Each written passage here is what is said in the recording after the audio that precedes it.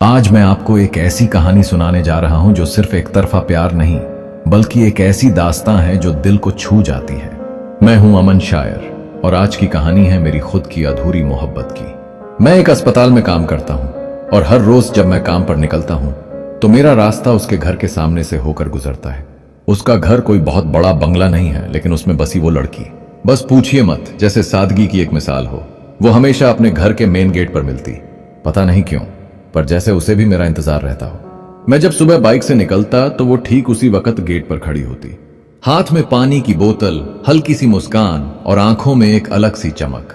शुरुआत में मुझे लगा ये महज इत्तेफाक है, लेकिन जब ये रोज रोज होने लगा तो दिल ने मान लिया कि ये इत्तेफाक नहीं है, कुछ तो बात है। मैं उसे देखता और वो मुझे, आंखें चार होती लेकिन शब्दों की जुबान कभी नहीं खुली। कभी कभी मैं सोचता कि काश आज कुछ कह दूं, पर फिर दिल डर जाता, अगर उसने मना कर दिया तो, अगर ये सब मेरे ही मन का वहम निकला तो। इसलिए मैं बस चुपचाप निकल जाता, अपनी मुस्कान को होठों पर सजाए हुए। उस दिन की बात कुछ और थी। बारिश हल्की हल्की हो रही थी और मैं हमेशा की तरह बाइक पर था।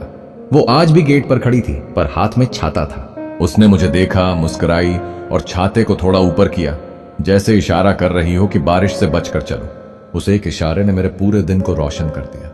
मैंने अपने मन में न जाने कितने सपने बुन लिए थे। कभी सोचता उसके साथ मंदिर जाऊं, कभी सोचा समोसे खिलाऊं, कभी सोचा उसके लिए कविता लिखूं, लेकिन हिम्मत कभी नहीं जुटा पाया। कुछ दिन ऐसे भी आए जब वो गेट पर नहीं मिली। दिल बेचैन हो जाता, सोचता कुछ हुआ तो नहीं, क्या मैं उससे कभी मिल भी पाऊंगा। ऐसे ही सवाल मेरे जहन में घूमते रहते। लेकिन फिर जब अगली सुबह वो मुस्कुराती हुई उसी गेट पर खड़ी मिलती तो जैसे मेरी पूरी दुनिया फिर से सही हो जाती। एक दिन मैंने हिम्मत करके उसके लिए एक गुलाब का फूल खरीदा, सोचा आज दे ही दूं। पर जैसे ही मैं उसके सामने पहुंचा, उसका भाई गेट पर आ गया। वो मुस्कुराकर अंदर चली गई और मैं बस वो फूल लेकर आगे बढ़ गया। हर रोज उसे देखने की आदत सी हो गई थी, जैसे उसकी मुस्कान मेरी दवाई बन गई थी।